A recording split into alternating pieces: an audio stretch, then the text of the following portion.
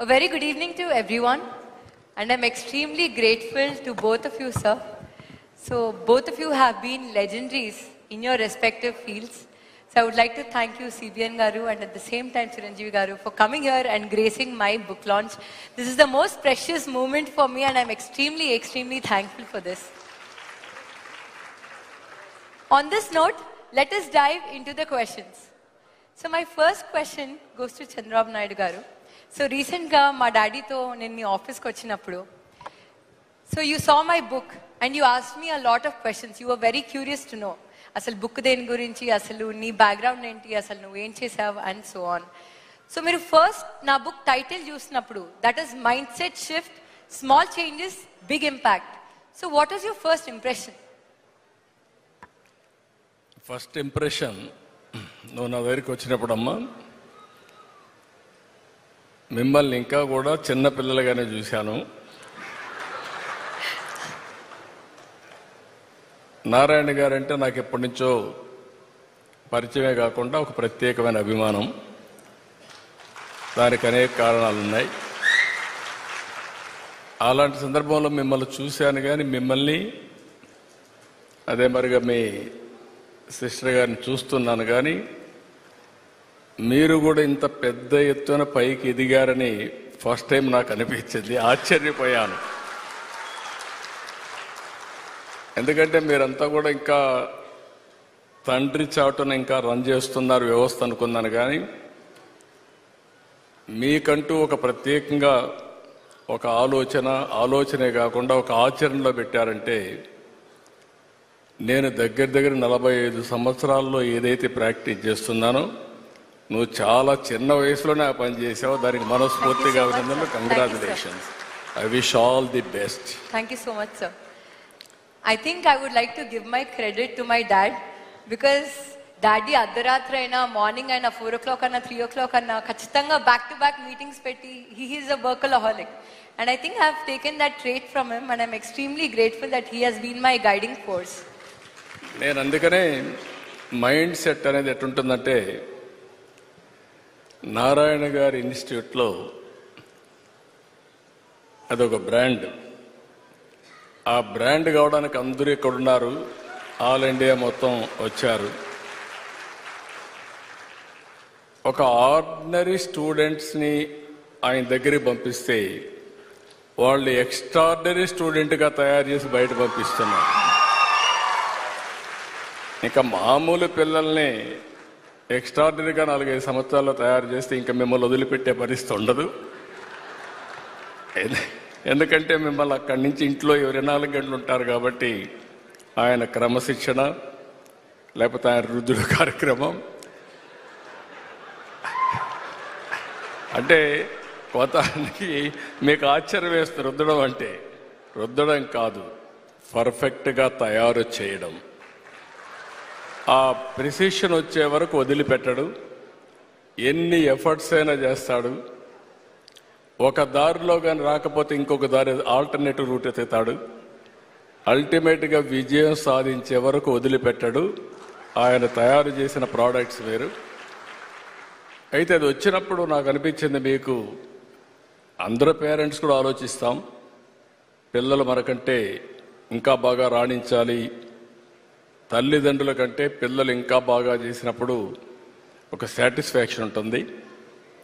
కానీ మీరు చిన్న వయసులోనే చాలా ముందుకు పోగలిగారు. ఇద్దరిని నేను చూస్తున్నా, మీ ఆర్గనైజేషన్ చూస్తున్నా. అప్పుడప్పుడు నారాయణ గారు అనేవారు, నేను నారాయణ ఇన్స్టిట్యూట్లో ఉంటే ఇంకా బెటర్గా ఉంటుందని.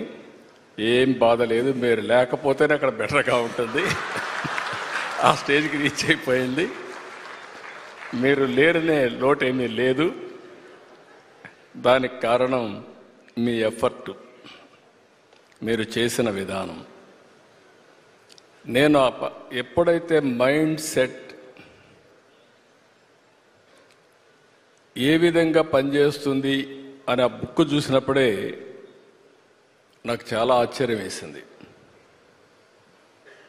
ఒక బెస్ట్ సబ్జెక్ట్ని సెలెక్ట్ చేసుకొని మైండ్ సెట్ అనేది కానీ కొద్దిగా మార్చుకుంటే పాజిటివ్ మైండ్ సెట్తో ఉంటే ఏదైనా చేయగలుగుతామని అతి చిన్న వయసులో రాసినటువంటి శ్రావణ్ని మనస్ఫూర్తిగా అభినందిస్తున్నా. Hands off to her. Thank you so much sir. Thank you. చాలా మందిని చూశారు, కానీ మేమందరం ప్రాక్టీస్ చేశాం. మేము ప్రాక్టీస్ చేసి పైకి వచ్చాం. నువ్వు ఒక స్టెప్ ముందుకెళ్ళి 10 మంది పైకి రావడానికి నువ్వు ప్రయత్నం చేస్తున్నావు. Congratulations. I wish all the best. Thank you so much sir. I believe we always underestimate the power of mind. Our mind is a powerful tool. Kani nijanga, how many people today are using our mind to the fullest? Like, we can rewire our thought process. We can go into that subconscious mind. We can trigger that subconscious mind.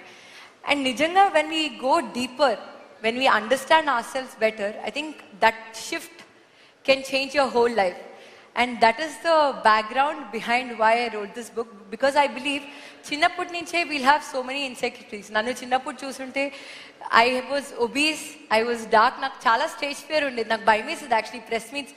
డాడీతో ఇనిషియల్గా నేను press మీట్స్కి వచ్చినప్పుడు, మా అక్కతో వచ్చినప్పుడు మా అక్క చాలా బాగా మాట్లాడేది. Every time I had insecurities and నేను how can I prove myself better అని I went into a negative mode. కానీ ఎప్పుడైతే ఆ నెగిటివ్ మోడ్ని నేను పాజిటివ్గా తీసుకొని I have gotten a lot of learnings from that. Then I understood myself better. So that was a experience for me in a lifetime. So my next question is to Chiranjeevi Garu.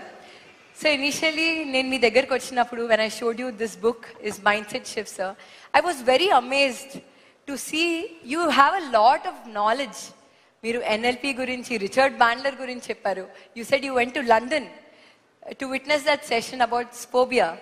I mean, you know all these techniques. Maybe our wordings telidemo, but you know the techniques. And I was very amazed to understand that you spend a lot of time with yourself, understanding yourself. So how important has been that spending time with yourself? And dani valla asalu elanti upayogam undi?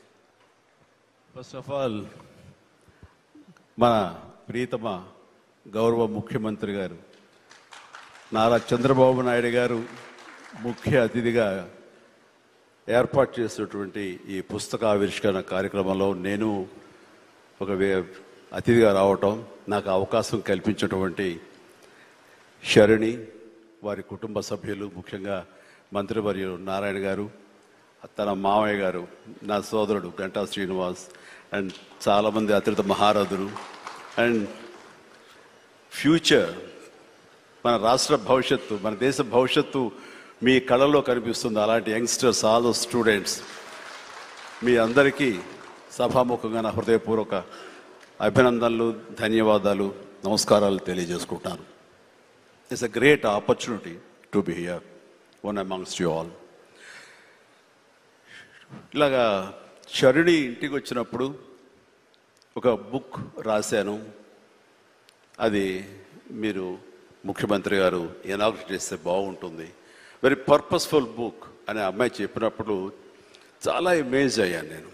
ఆ బుక్ని క్లుప్తంగా నేను 4-5 పేజీలు చూసినప్పుడు నాకు ఎప్పటి నుంచో ఇలాంటి పర్సనాలిటీ డెవలప్మెంట్ మీద, అలాగే సీక్రెట్ అనే ఒక బుక్ ఉండేది. అది ఎన్నో దశాబ్దాలు, 2-3 దశాబ్దాల ముందే ఆ బుక్ నేను చూడటం నాకు జరిగింది, తటస్థపడింది. అప్పుడు ఇంకా ఇండియాలో రాలేదు ఆ బుక్, దాని ట్రాన్స్లేషన్ కానీ దాని వీడియో నేను చూడటం జరిగింది. ఆ బుక్లో చెప్పిన ఎన్నో విషయాలు నాకు తెలుసో తెలియకనో నాకు నేనుగా అనుకున్న అవన్నీ ఆచరించడం మొదలుపెట్టాను నేను. అది నాకు ఎంతో హెల్ప్ అయింది. ఓ ఇలా ఉంటుందా అన్నది. సో తను అడిగిన ప్రశ్న కానీ ఇందాక గౌరవ ముఖ్యమంత్రి గారు చెప్తున్న దానికి మైండ్ సెట్ షిఫ్ట్ అనేది అత్యంత అవసరం. మనం ఒక గాడిన పడి అదే ధోరణిలో ఒక గానుగెద్దులాగా కష్టపడతాం. ప్రతి వాళ్ళు కష్టపడతారు. బట్ ఆ కష్టపడటంలో స్మార్ట్గా కష్టపడతారా, హార్డ్ వర్క్ తోటి వాళ్ళు కష్టపడుతున్నారా అనే దాని మీద మనం ఆలోచించుకుంటే కనుక చాలామంది ఇలాంటి అవేర్నెస్ లేక, ఇలాంటి శరణి లాంటి వాళ్ళు ఇచ్చేటువంటి పుస్తకాలు వాళ్ళకి గైడ్ చేయక, లేకపోతే గురువులు గైడ్ చేయక, లేకపోతే వాళ్ళుగా ఆ షిఫ్ట్ అనేది తెలియక అదే గానుగెద్దులాగా అదే కష్టంతో అలాగే జీవితాన్ని వెళ్ళదీసే వస్తారు. అట్లాగే ఏదో టైంలో రిటైర్డ్ అయిపోతారు, జీవితం చాలిస్తారు, ఇది చాలు ఈ జన్మకి ఇంతే అనుకుంటారు. అది కరెక్ట్ కాదు. మైండ్ షిఫ్ట్ చేయటం మూలంగా కష్టపడే మనస్తత్వం ఉంటే నీ ఇష్టమైనటువంటి ప్రొఫెషన్లో కనుక నువ్వు ఉండగలిగితే ఆ రాణింపు, ఆ వెళ్ళే హైట్స్ అది వేరే. అంటే ఉదాహరణకి నేను చెప్పుకుంటే నా గురించి సాదాసీదా కుటుంబంలో పుట్టి ఒక మామూలుగా ఒక డిగ్రీలో యావరేజ్ మార్కులతో చేసిన తర్వాత ఏం చేయాలి, ఎలా చేయాలి అని అనుకుంటే నా తల్లిదండ్రులు నన్ను గైడ్ చేసేంత నాలెడ్జ్ కూడా వాళ్ళకి లేదు. అలాంటి టైంలో నాకు అనిపించింది, నాకు చిన్నప్పటి నుంచి ఇంట్రెస్ట్ యాక్టింగ్. 10th క్లాస్ చదువుతున్నప్పుడు ఒక డ్రామా వేశాను, బెస్ట్ యాక్టర్ వచ్చింది. కాలేజ్ డేస్లో ఇంకో డ్రామా వేశాను, అది బెస్ట్ యాక్టర్ వచ్చింది. అది documented, it's that full proof. So నాకు అనిపించింది, ఓహో మనలో గొప్ప నటుడు ఉన్నారనమాట, మనం కనుక ట్రై చేస్తే సినిమా ఇండస్ట్రీలో ఒక లెవెల్లో ఉండొచ్చు అనమాట. ఎందుకు వెళ్ళకూడదు మనం సినిమా ఇండస్ట్రీకి అని అనగానే ఎవరితో మాట్లాడినా సరే, సినిమా ఇండస్ట్రీ తక్కువ అనుకుంటున్నావా, నీకు తెలిసిన వాళ్ళు ఉన్నారా, నువ్వు వెళ్ళగానే పెద్ద గొప్ప అందగాడేవా, నేను వెల్కమ్ చేసేస్తారా అంటూ అందరూ నెగిటివ్గానే అనేవాడు. అదే సహజం, ఎందుకంటే ఇండస్ట్రీకి వెళ్ళి పాడైపోయిన వాళ్ళు అధిక సంఖ్యలో కనబడుతున్నప్పుడు నేను ఎక్కడో లింగులు ఇటుకుమంటూ నర్సాపురం మొగల్తూరు ఆ ప్రాంతం నుంచి వెళితే కనుక ఎంకరేజ్ చేసే భలే ఉన్నారో వెళ్ళరా అనేవాళ్ళు ఎందుకు ఉంటారు. కానీ లోపల నా తపన అంతా ఖచ్చితంగా వెళ్ళాలి అనిపించింది. అదే విషయం అమ్మా నాన్నలు చెప్పాను. నేను మైండ్ షిఫ్ట్ గురించి మాట్లాడుతున్నాను. అమ్మా నాన్నలు చెప్తే, నువ్వు వెళితే నీకు ఇంట్రెస్ట్ ఉంటే వెళ్ళు, కానీ ఏదైనా జరగచ్చు, రేపొద్దు నువ్వు రాణించకపోవచ్చు. అలాంటి పరిస్థితిలో టైం వేస్ట్ కాకుండా ఇంకో కోర్స్ కూడా చేస్తే, నువ్వు చెన్నై వెళ్తానంటున్నావు, నీ ఫిలిం ఇన్స్టిట్యూట్ ట్రైనింగ్తో పాటు ఇంకో కోర్స్ కూడా చేస్తే బాగుంటుంది కదా. సపోజ్ ఇది రాణించలేదు, ఇంకో దాంట్లోకి వెళ్తావు, టైం వేస్ట్ కాదు అంటే వాళ్ళ మాట కాదనలేక, ఏమో బొమ్మ పైకి సిరితే కాయిన్ బొమ్మ పడచ్చు, బొలుసు పడచ్చు, జీవితంలో ఏది మనం ఊహించి చెప్పలేం అనే ఉద్దేశంతో నేను ఏం చేశానంటే, ICWI institute of cost accountants and works of India, ఇది ఎగ్మూర్లో ఉంటుండేది చెన్నైలో. అక్కడ నైట్ కాలేజీ చేస్తూ పగలంతరేమో ఫిలిం ఇన్స్టిట్యూట్లో ట్రైనింగ్ తీసుకుంటూ అలాగా 2 జోడు గుర్రాల స్వారీ లేదా 2 పడవల మీద ప్రయాణం చేయడం ప్రయత్నం చేశాను. కానీ ఎక్కడో నాకు ఇష్టం లేనిది, అంతంత మాత్రంగా తప్పదని చేయబడ్డటువంటి ICWI కోర్సు మీద నాకు నిరాశక్త కలిగింది. దాన్ని నెమ్మదిగా దానికి తెలియదుకాలు ఇచ్చేసి వదిలేశాను.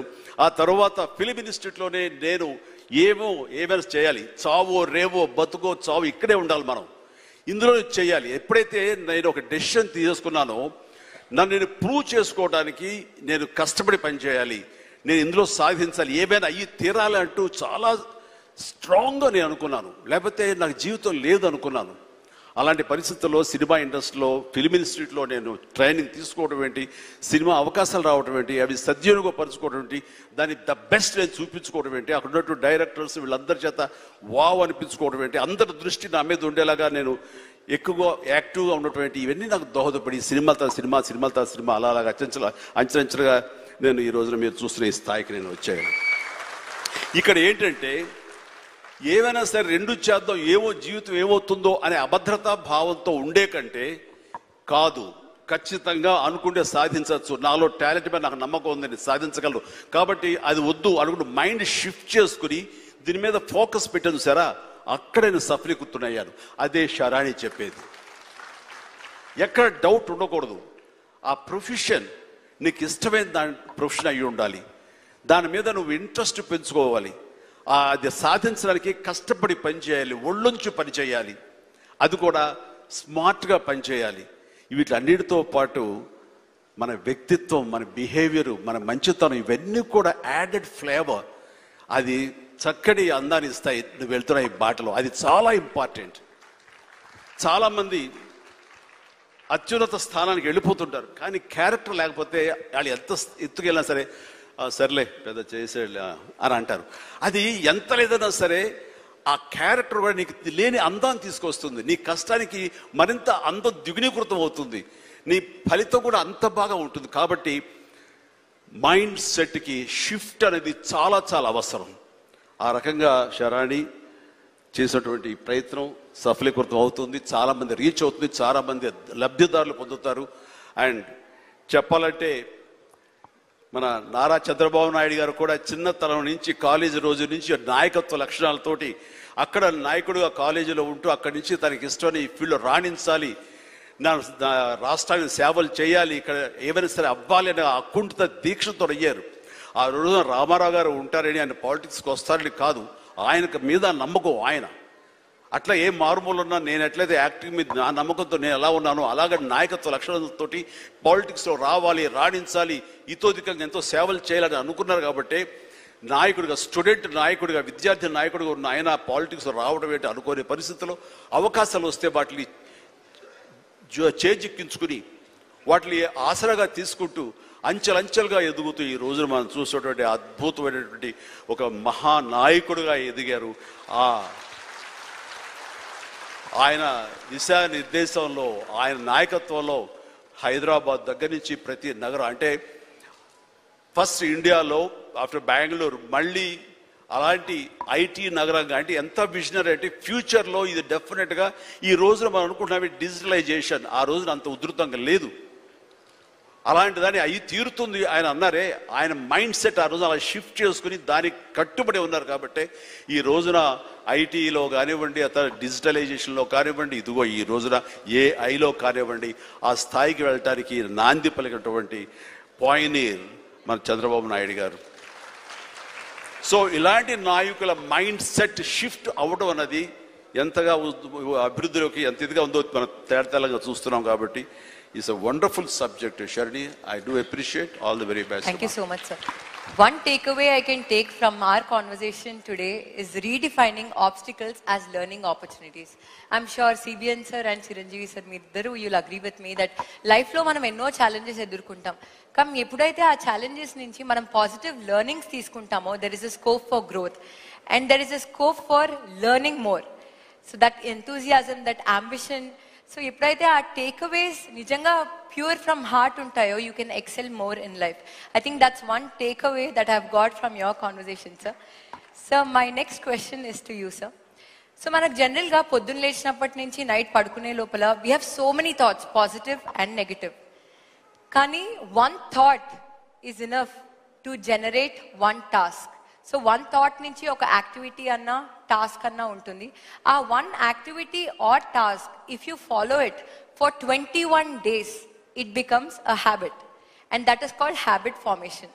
So I want to know from you, do you have any thoughts that have transformed into habits, and if you do, how is it useful in your life?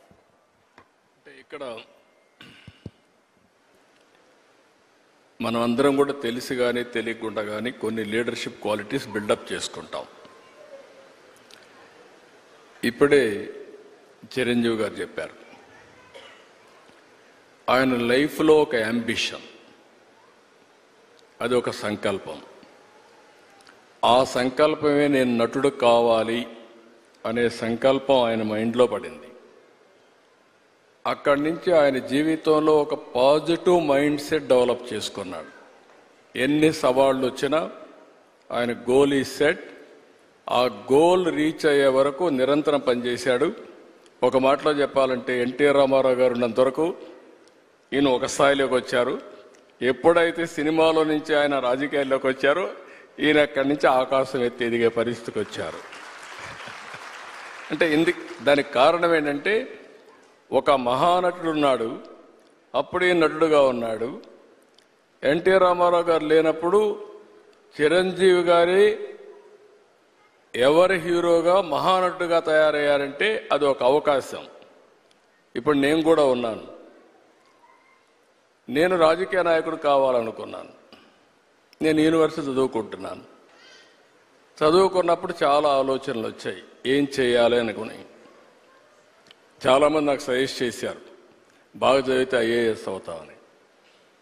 నేను అనుకున్నాను ఐఏఎస్ అయితే 10 మందిలో నేను ఒకడిని చెప్పి. మా వైస్ ఛాన్సలర్ పిలిచి lecture post ఇస్తాను, జాయిన్ అవుతారా అన్నాడు. I said no. ఏంటి కారణం అన్నా, నేను ఎమ్మెల్యేగా పోటీ చేస్తున్నాను, ఎమ్మెల్యేగా అవుతాను, తర్వాత వచ్చి మిమ్మల్ని కలుస్తానన్న. అంత నమ్మకం ఉందా అన్నాడు. తప్పకుండా గెలుస్తానని చెప్పి వెళ్ళాను. అంటే ఒక నమ్మకం, ఒక సంకల్పం. నేను ఎమ్మెల్యే అయ్యాను ఫస్ట్ టైం. నేను మంత్రి కావాలనుకున్నాను. మంత్రి కావాలనుకుంటే చెన్నారెడ్డి గారు మాకు ముఖ్యమంత్రి. అప్పుడు చెన్నారెడ్డి తిరిగిపోయి నాకు మంత్రి పదవి ఇవ్వమని మా వాళ్ళందరూ అడిగారు. నన్ను చూసి పైకి కిందికి చూశాడు.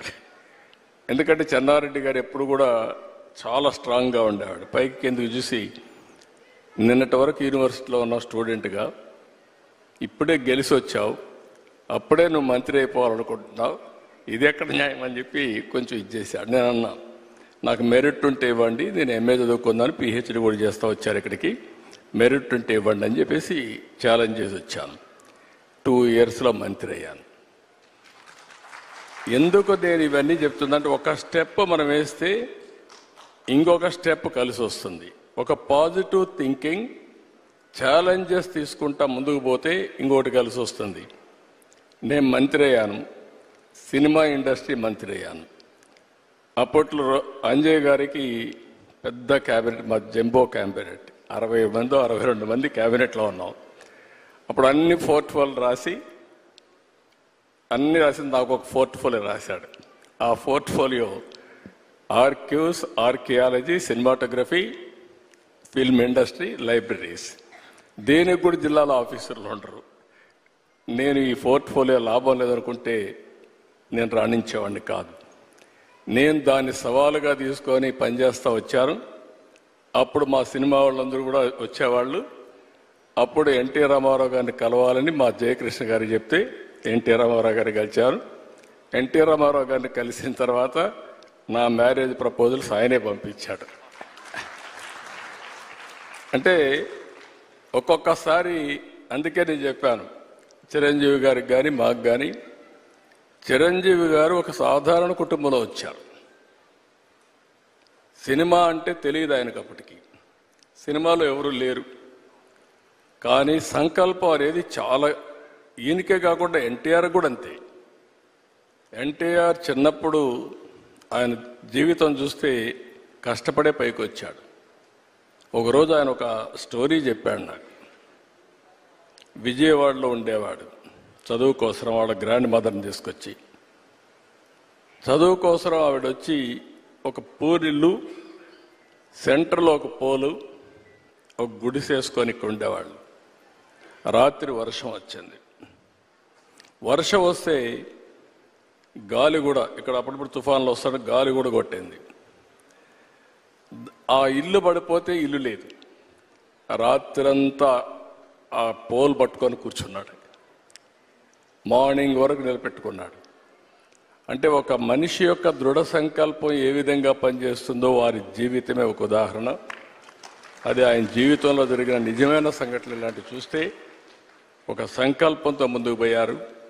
అందుకే ఇప్పుడు కాదు, రేపు కాదు, ఎప్పటికైనా సరే చిరంజీవి గారికి ఉండే పేరు చిరంజీవి గారికి ఉంది. పౌరాణిక పిక్చర్లో మళ్ళీ ఎవరన్నా రాణించాలంటే ఎన్టీఆర్ఏ పుట్టి మళ్ళా నటిస్తే తప్ప వేరే వాళ్ళకి సాధ్యం కాదు. రాజకీయాల్లో కూడా ఆయన ఉండింది చాలా తక్కువ సమయం, 12 సంవత్సరాలు. ఒక చరిత్ర సృష్టించారు. అంటే ఆ సంకల్పం అనేది అలాంటి సంకల్పం. అందుకని మీరు చెప్పినప్పుడు అందరికి కూడా ఒకటే నేను విజ్ఞప్తి చేస్తున్నా, పాజిటివ్ థింకింగ్ ఈజ్ ఇంపార్టెంట్.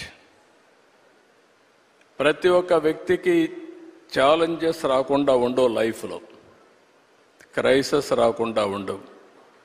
నాకైతే నా జీవితంలో దేశంలో ఏ రాజకీయ నాయకుడు ఫేస్ చేయలేని క్రైసిస్ ఫేస్ చేశా. ప్రతి ఒక్క సంక్షోభాన్ని ఒక అవకాశంగా తీసుకున్నా, అక్కడి నుంచి ఇంకా పైకి లేసి వచ్చాను తప్ప ఎక్కడ ఆధైర్యపడలేదు. అలాంటి చేయగలిగితే ఆకాశమే హద్దుగా ఎదిగే పరిస్థితి వస్తుంది. ఒక మహాత్మా గాంధీ, ఒక సాధారణ కుటుంబం, ఒక అంబేద్కర్ గారు, ఒక మామూలు కుటుంబం. ఇప్పుడు మనమైనా బెటర్. అంబేద్కర్ గారిని చూస్తే అంటరానితనం, చాలా అవమానాలు అన్ని భరించి కడాన జీవితంలో మీరు చూస్తే ఒక రాజ్యాంగాన్ని రాసి చిరస్థాయిగా భావితరాలకు ఆదర్శంగా ఉండిపోయే పరిస్థితికి వచ్చారంటే అది ఆయన యొక్క మైండ్ సెట్, ఆయన అవలంబించిన విధానం. ఇలాంటి చెప్పుకుంటూ పోతే అబ్దుల్ కలాంను మొన్నే చూసాం. ఒక ఆర్డినరీ పర్సన్, ఒక ఎక్స్ట్రాడినరీ మైండ్ సెట్తో ముందుకు పోయాడు. దేశం మెచ్చే అధ్యక్షుడయ్యే పరిస్థితికి వచ్చాడు. I'm very happy. ఛాలెంజెస్ వస్తూ ఉంటాయి. ఇక్కడ కూడా నారాయణ ఇన్స్టిట్యూట్ చూస్తున్నాను. ఎవ్రీ ఛాలెంజ్ని ఒక ఆపర్చునిటీగా కన్వర్ట్ చేసుకుంటున్నారు. And you are growing further and further. I'm very happy for that. Thank you so much, sir. Your life has always been an inspiration and there's so much to take away. So one last question, sir. Meeru ee roju secretariat lo you have conducted a orientation session for all your officers on AI and machine learning. So మీ దగ్గర చాలా మంది officers పనిచేస్తూ ఉంటారు. So how do you make sure you shift their mindset and what are the measures that you take?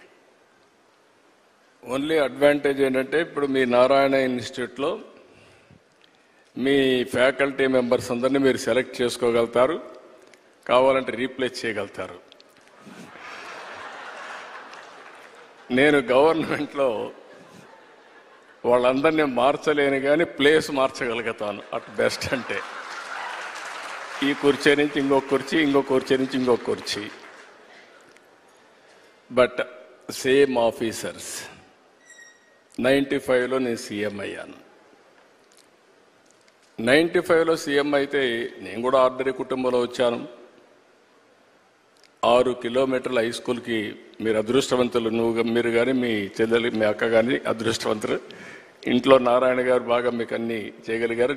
మా జనరేషన్కి మీ generation Narayana గారిని చూస్తే tuition చెప్పుకుంటూ అక్కడి నుంచి నారాయణ ఇన్స్టిట్యూట్ పెట్టాలనే ఆలోచన వచ్చి నారాయణ కోచింగ్ సెంటర్ పెట్టి అక్కడి నుంచి దీన్ని ఒక కార్పొరేట్ స్థాయిలో తీసుకురావాలని ఒక ఆలోచన వచ్చి, అప్పట్లో ఎవరికి ఇలాంటి ఆలోచనలు రాలేదు. విద్య కూడా, ఎడ్యుకేషన్ కూడా ఒక సొసైటీ ద్వారా ఇన్ని రాష్ట్రాల్లో ఇవ్వగలుగుతామని నిరూపించిన వ్యక్తి నారాయణ. అదే ఆయన సంకల్పం. మీరు అన్నట్టు ఆ రోజుట్లో నాకు కూడా ఈ సమస్యలన్నీ ఉన్నాయి మా ఆఫీసర్స్లో. ఆఫీసర్స్కి అయితే అప్పుడు ఐటీ అంటే తెలియని వాళ్ళు మొత్తం. అలాంటి సమయంలో నేను హైటెక్ సిటీ కట్టాలనుకున్నాం. ఆ హైటెక్ సిటీకి బ్రెయిన్ స్టార్మింగ్ అంతా చేసిన తర్వాత ఇదే మరి అందరం కూర్చొని ఆలోచించాం.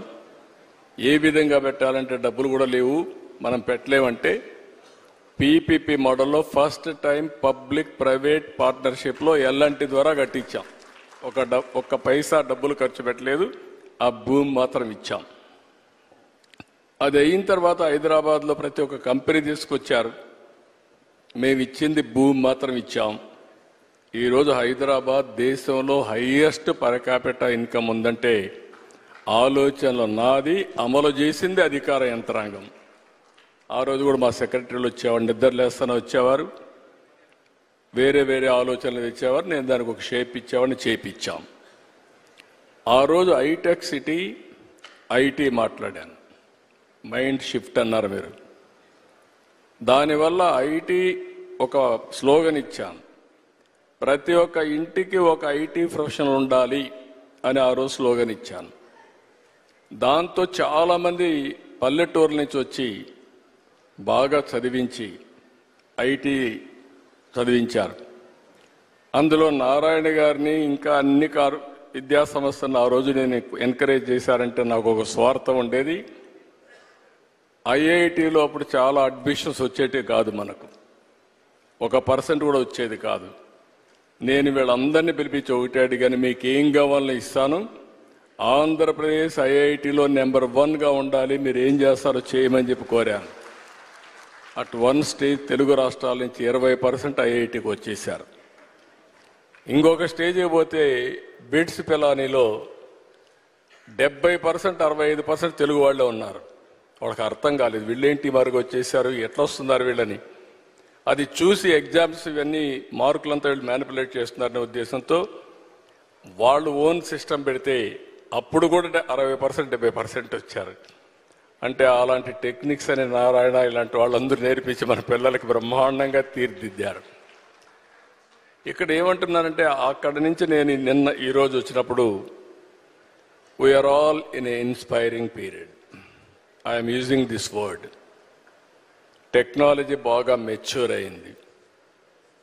మెచ్యూర్ అయిందంటే హిస్టారికల్ డేటా నాలెడ్జ్ అంతా ఉంది మన దగ్గర.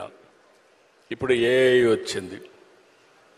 అదే మాదిరిగా satellite, drone, CCTV camera, IoT, sensors, ఇలాంటి వేరబుల్స్ ఇవన్నీ వచ్చేసాయి. రియల్ టైం డేటా వస్తుంది, నాలెడ్జ్ ఉంది, ఏఐ టూల్స్ వచ్చాయి. ఇప్పుడు క్వాంటమ్ కంప్యూటింగ్కి వెళ్తున్నా. ఆ రోజు హైటెక్ సిటీ కట్టా. ఇప్పుడు క్వాంటమ్ వ్యాలీ అమరావతిలో తొందరలోనే స్టార్ట్ చేస్తున్నాం. చాలామందికి అప్పుడు హైటెక్ సిటీ అంటే ఐటీ అంటే అర్థమయ్యేది కాదు. ఇప్పుడు క్వాంటమ్ కంప్యూటర్ అంటే ఏంటని అడుగుతున్నారు. ఇప్పుడు కంప్యూటింగ్లో 1000 times ఫాస్టర్గా చేయగలిగేది క్వాంటమ్ కంప్యూటింగ్. అలాంటి క్వాంటమ్ కంప్యూటర్స్ పెట్టి భవిష్యత్తులో ఏఐ కూడా ఒక పిలిపిచ్చాను. ప్రతి ఒక్క ఇంట్లో ఒక ఏఐ ప్రొఫెషనల్ ఉండాలి. యూస్ కేస్ అన్నా తయారు చేయాలి, లేకుంటే ఏఐ అన్నా వాడుకోవాలి అని ఒక పిలిపిచ్చాను. నా ఆలోచన ఒకటి, 2047కి భారతదేశంలో అగ్రజాతిగా ఎక్కువ ఆదాయం వచ్చే వాళ్ళు ఎవరంటే దానికి తెలుగువారు చిరునామాగా ఉండాలనేది నా ఆలోచన. రెండోది, ప్రపంచంలోనే నాలెడ్జ్ ఎకానమీలో ఇన్ఫ్లుయెన్షియల్ పర్సన్స్గా తెలుగు వాళ్ళు ఉండాలని నా ఆలోచన. ఇది ఉండాలని ఆలోచన పెట్టుకుంటే లాభం లేదు. మీరు కూడా ఏ విధంగా అయితే నిర్దిష్టమైన ఒక టార్గెట్స్ పెట్టుకున్నారో నేను కూడా ఒక టార్గెట్ పెట్టుకున్నా. అందుకని ఈరోజు ఏఐ అనేది రియాలిటీ. మా ఆఫీసర్స్ అందరికీ కూడా ఏఐ నేర్పించాలనే ఉద్దేశంతోనే క్లాసులు పెట్టాం. నేర్చుకుంటారా అంటే చాలామంది ఫాలో అవుతారు, కొంతమంది అని నేర్చుకుంటారు. వన్స్ ఆ ఎకో సిస్టమ్ క్రియేట్ చేస్తే ఈరోజు ఇక్కడ మీరు నారాయణ ఇన్స్టిట్యూట్లో ఎట్టయితే ప్రతి ఒక్కసారి ఆల్ టీచర్స్ అంతా రేటింగ్ కానీ మానిటరింగ్ కానీ పర్ఫెక్ట్గా సిస్టమ్స్ ఉంటాయి మీకు.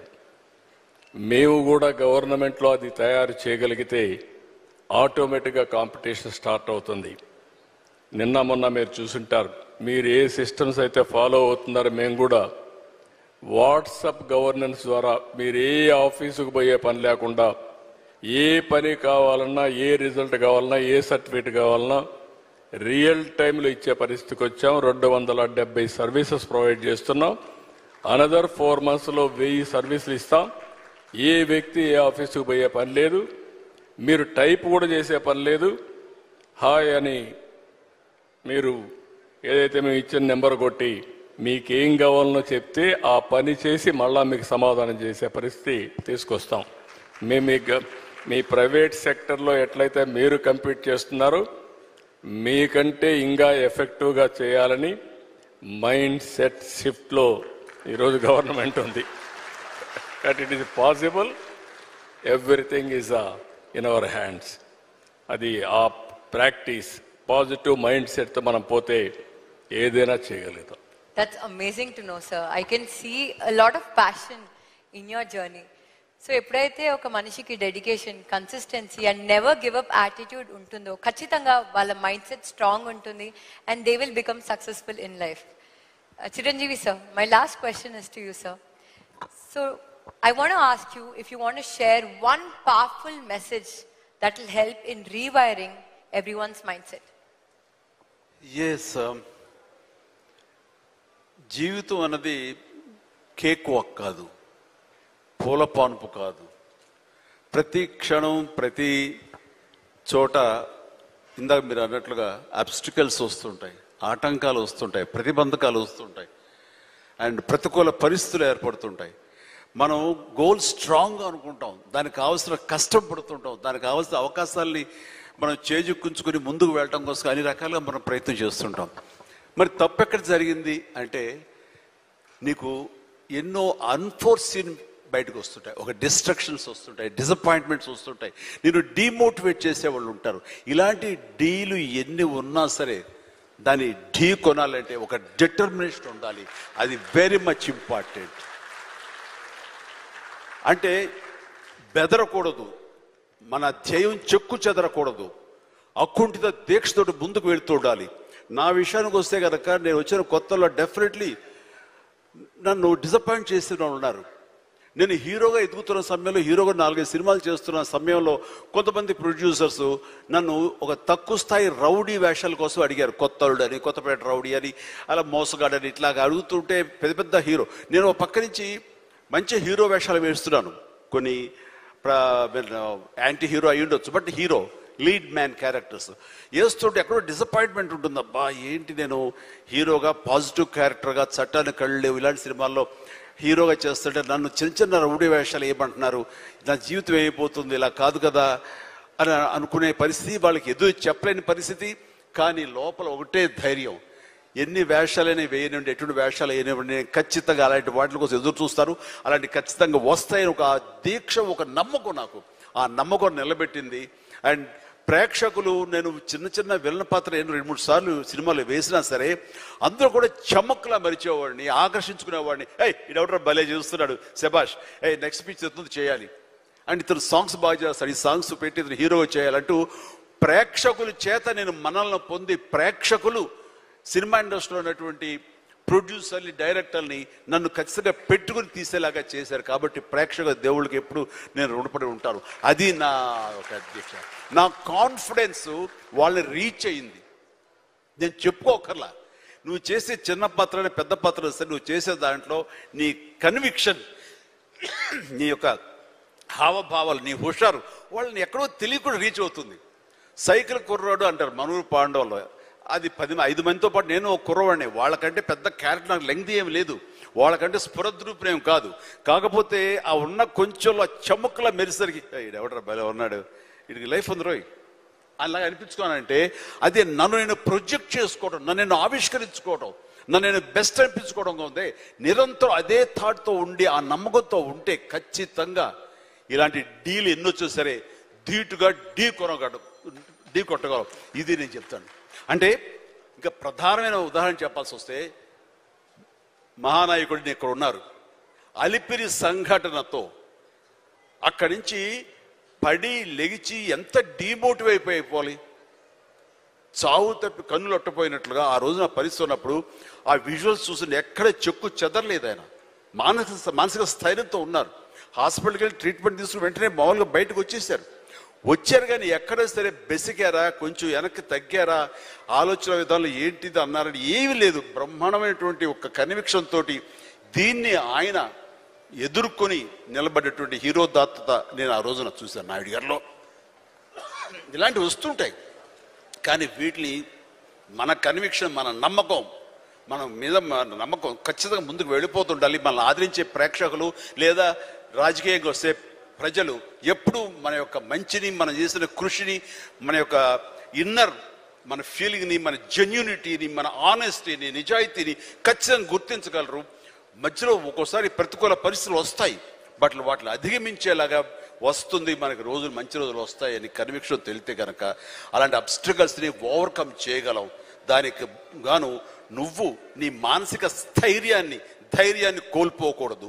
ఇక్కడ నిలబెత్తున్న నిదర్శనం చంద్రబాబు నాయుడు గారు. అది నేను చెప్పుకొచ్చాను.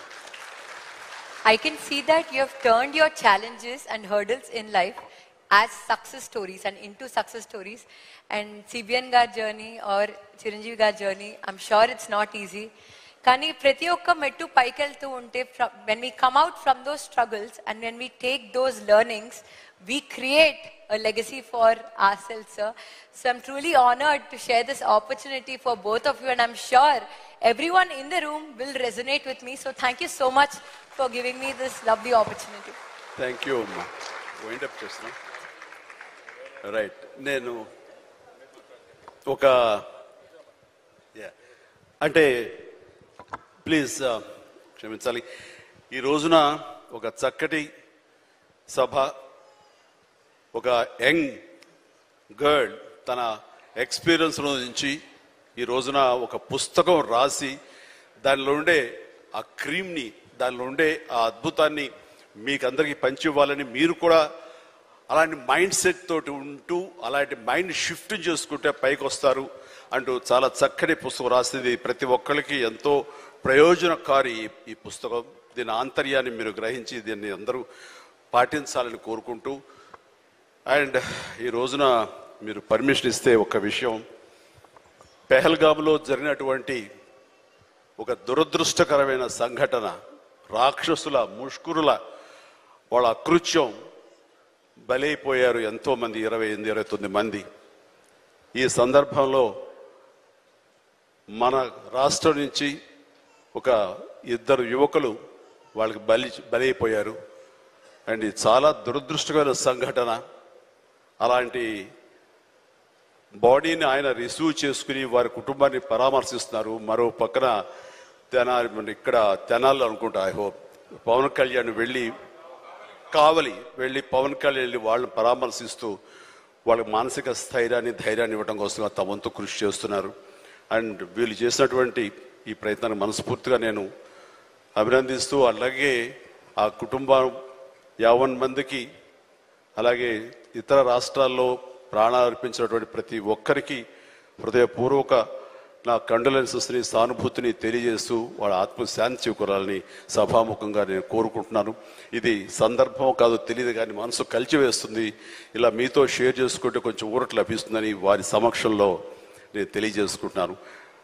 నేను రావటానికి ముందు మీరు ఏమైనా సంతాపాన్ని తెలిపారమ్మా? సంతాపాన్ని తెలియజేశారు ఇంతకుముందు? సో వారి సమక్షంలో ఒక 2 నిమిషాలు నిలబడి మనందరం మౌనం పాటించి వారికి మన నివాళులు అర్పిద్దాం.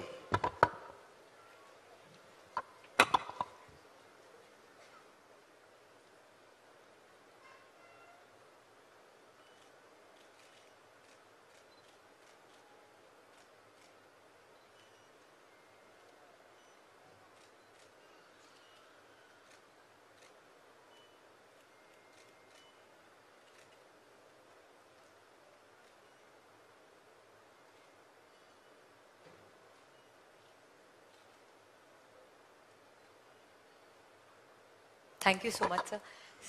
CBN, sir, any last words from your side? Any last words from your side, sir? ఒక్క నిమిషం.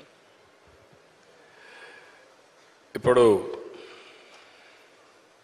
శరణ్ గారు అయితే ఒక మంచి బుక్ రాశారు. నిన్నటి వరకు మేమందరం ఒక రెఫరెన్స్ ఇచ్చేవాళ్ళం, సీక్రెట్ బుక్ చదవమని. ఇప్పుడు మైండ్ సెట్ షిఫ్ట్ చదవమని చెప్పి రికమెండ్ చేయాల్సి వస్తుంది. ఇది ఫస్ట్ బుక్. ఇలాంటి పుస్తకాలు ఇంకా చాలా రాయాలి.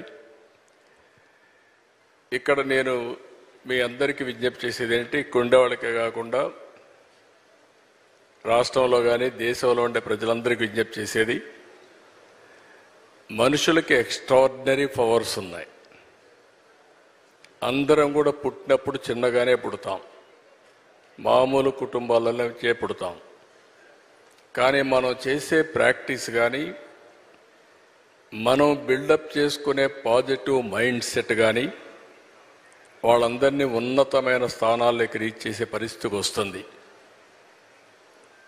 ఇప్పుడు దానికి ఎగ్జాంపుల్, సక్సెస్ అయిన ఏ వ్యక్తిని చూసినా సేమ్ ఎగ్జాంపుల్సే ఉంటాయి.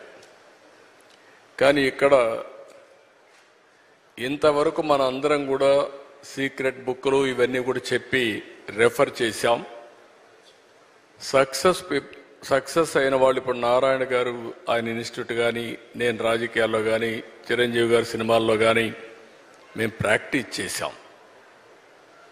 ఈరోజు చిరంజీవి గారు మీరు చెప్పినట్టు ఆయన ఆ సంకల్పం చేసుకొని ముందుకు పోయారు. నేను కూడా సీఎంగా ఉన్నప్పుడు ఆయనతో ఎప్పుడు కలిసేవాడిని. కలిసినప్పుడు ఆయనలో ఒక ఆలోచన, అప్పట్లోనే నేను సమైక్య ఆంధ్రప్రదేశ్ సీఎంగా ఉన్నప్పుడు నేను బ్లడ్ బ్యాంక్ పెడతాను, మీరు నాకు కొంత స్థలం ఇస్తే అంటే, సామాజిక సేవ కోసం సినిమా యాక్టర్లు మామూలుగా సామాజిక సేవ కోసం ఆలోచించరు. అలాంటి ఆలోచన చేసిన మొదటి వ్యక్తి చిరంజీవి గారని చెప్పి కూడా నేను మీకు తెలియజేస్తున్నా. అలాంటి ఆలోచనతో ముందుకొచ్చారు. ఇప్పుడు శరణ్ గారైతే ఈ పుస్తకం రాసిన తర్వాత నాకు అనిపించింది, ఈరోజు మనందరం కూడా గుర్తుపెట్టుకోవాల్సింది, భవిష్యత్తులో కూడా భారతదేశానికి చాలా అడ్వాంటేజెస్ ఉన్నాయి. దానికి కారణం మీరు ఒకసారి చూస్తే 91లో ఆర్థిక సంస్కరణలు రావడం, 94, 95 ఆ ప్రాంతంలో ఐటీ ఎవాల్వ్ కావడం, ఫస్ట్ మూవర్ అడ్వాంటేజ్ మనం తీసుకోవడం.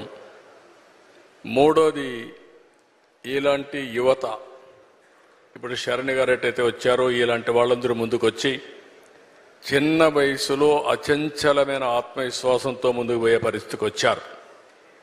ఇప్పుడు వీళ్లే దేశానికి పెద్ద ఆస్తి. ప్రపంచాన్ని శాసించే శక్తి భారతదేశంలో ఉండే యువతకుంది. దాంట్లో ఏమాత్రం అనుమానం లేదు. నేను అందుకనే ఇప్పుడు ఒక పుస్తకం కూడా నేను ఒక ప్రోగ్రాం తీసుకున్నాను. ఒకప్పుడు పబ్లిక్ ప్రైవేట్ పార్ట్నర్షిప్. ఇప్పుడు నారాయణ గారు ఒక ఇన్స్టిట్యూట్ పెట్టినా, ఇంకొకరు ఇండస్ట్రీ పెట్టినా, ఇంకొకరు ఇంకో పని చేసినా ఈ పబ్లిక్ ప్రైవేట్ పార్ట్నర్షిప్లో చేస్తున్నారు. ఇప్పుడు నేను తీసుకొచ్చిన కార్యక్రమం P4 తీసుకొచ్చాను, పబ్లిక్ ప్రైవేట్ పీపుల్స్ పార్ట్నర్షిప్. ఎవరైతే టాప్లో ఉండే 10%, బాటంలో ఉండే 20%కి అండగా నిలబడాలి. డబ్బులు ఇవ్వడం కాదు. చాలామంది చారిటీ చేస్తున్నారు. చిరంజీవి గారు చేస్తున్నారు, నేను చేస్తున్నా, నారాయణ గారు చేస్తున్నారు, చాలామంది చేస్తున్నారు. కానీ మనుషుల్ని క్యాపిటల్గా భావించి మనం కానీ హ్యాండ్ హోల్డింగ్ ఇవ్వగలిగితే అచంచలమైన విశ్వాసంతో ముందుకు వస్తారు. ఈరోజు ఒక మాటలో చెప్పాలంటే శరణ్ గారు కూడా చేసే ఈ ప్రజాసేవ, నేను ఇది సర్వీస్కి అని చెప్తున్నా.